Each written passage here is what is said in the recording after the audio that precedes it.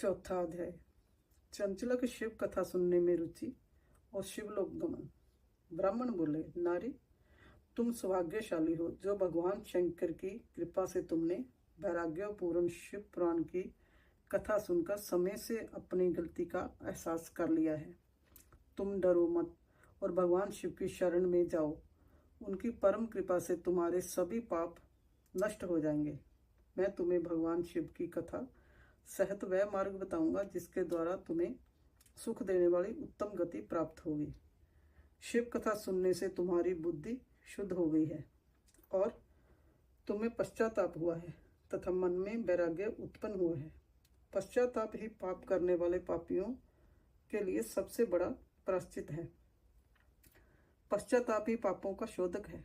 इससे ही पापों की शुद्धि होती है। सत्य पुरुषों के अनुसार पापों की शुद्धि के लिए प्रायश्चित पश्चाताप से ही संपन्न होता है।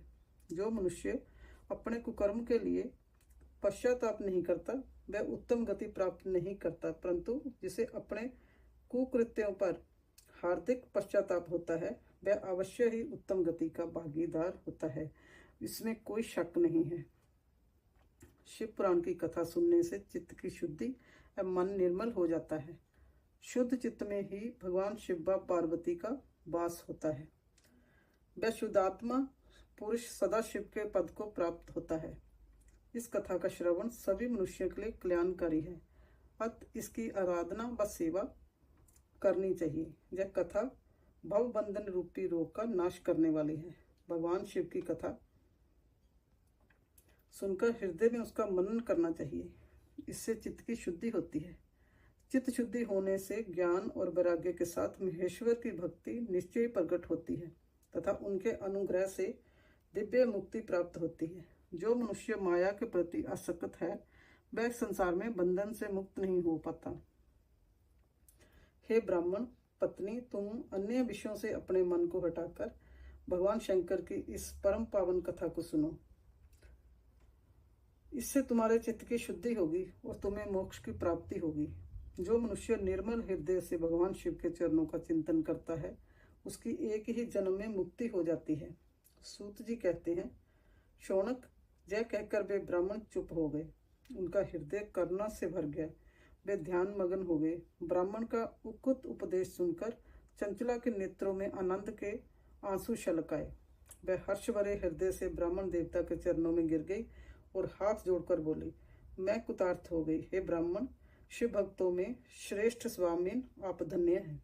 आप परमार्थदर्शी हैं और सदा परोपकार में लगे रहते हैं। साधो, मैं नरक के समुद्र में गिर रही हूँ, कृपया कर मेरा उद्धार कीजिए।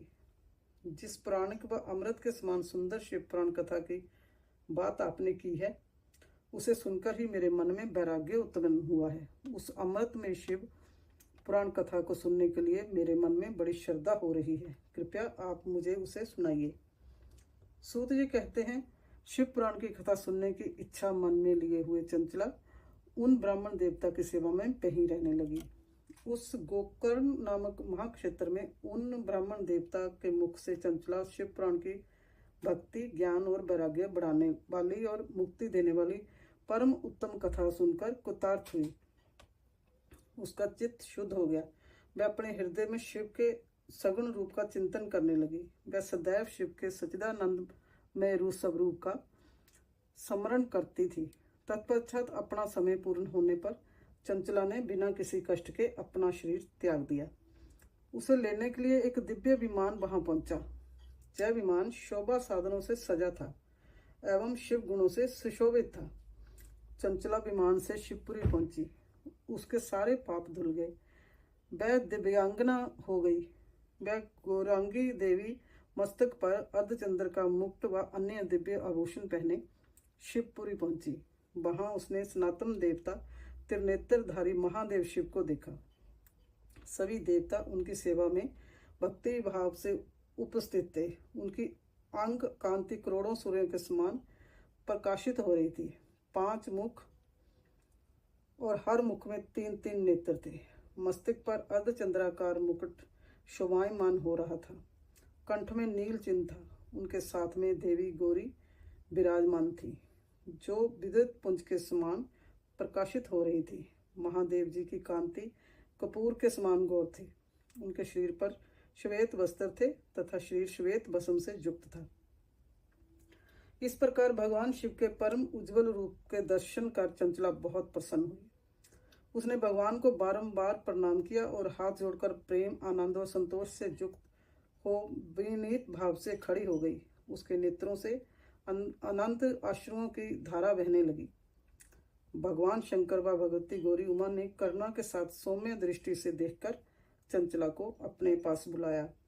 गौरी उमा ने उसे प्रेम पूर्वक अपनी सखी बना लिया। चंचला सुखपूर्वक भगवान शिव के धाम में उमा देवी की सखी के रूप में निवास करने लगी।